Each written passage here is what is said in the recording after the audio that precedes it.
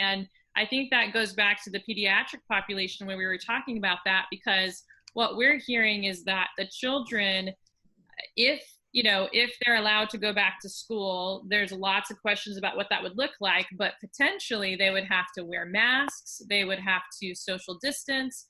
And we're very concerned because we don't see that as a thriving learning environment for children, for their development. I mean, to talk about penalizing children for hugging each other, or that they can't touch give hugs to their friends. I mean, good luck trying to have a 5-year-old not give a No, squealy happy hug. Amy, I have to intervene here. You know, I've been doing research on civil rights, but also on education for decades. Okay, Mhm. I was an educator. I've spoken at education pedagogy conferences. It's one of my areas of research, and I have to tell you that the school in our society is where kids get socialized. It's Right. where they learn to be people. It's Hmm. where they compare notes with other kids about other families and what's going on around them in the community. But Yes. they can only do that effectively. They can't do it, 2 meters apart, 6 feet apart, wearing masks. You Right. can't do it that way. You got to be able to go out into the yard, push each other about, have arguments, have discussions, play games, including tag. Tag cannot be not allowed, and exchange cell phones and do all the things that kids do. If you don't have that human interaction and where they're socializing together as a group, you're going to be it's a social engineering that is potentially catastrophic for society. Oh, okay. So you say catastrophic.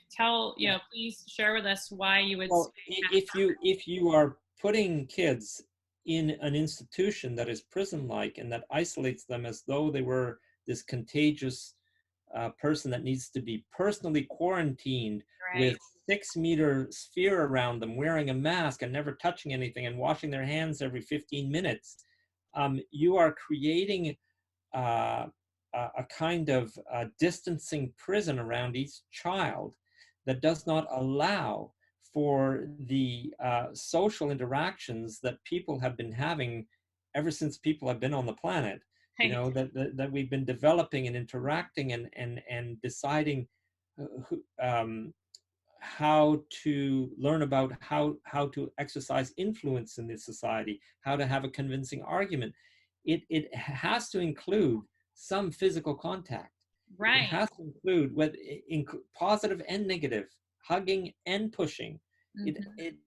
Those are natural parts of growing up as a human. I'll say a human animal in this society. Okay, kids have to be able to do that, It's and how what you're saying. It's how they learn to live in a society, how they learn to resolve their problems, to be interacting with each other. On it's how they learn who they are as individuals. It's how they become individuals. Mhm. If they Yeah. learn how much power they have to influence others with their opinions, how Mm. much power they have when they complain about a teacher's orders, how much power they have when they tell a student to get away from them, to leave them alone, to Right. how do they see themselves and their autonomy in the world. Yeah. That learning, if you provide a sterile environment where that learning cannot occur Right. naturally, I mean, kids have a way of getting around our rules. They I do. mean, school is already a prison for them. They have to line up, they have to be quiet, they have to sit, they have to listen, they have to Conformity. this, they have to that environment. But they always find a way around it. Hmm. They Right. find a way not to listen, to gaze elsewhere, to look at their cell phones, to get out in the yard when they're together, to escape in the hallway. As soon as they're in the hallways, it's harder to control them. They do all kinds of things. Yeah, that's They true. do all kinds of things to escape that rigid institutional control.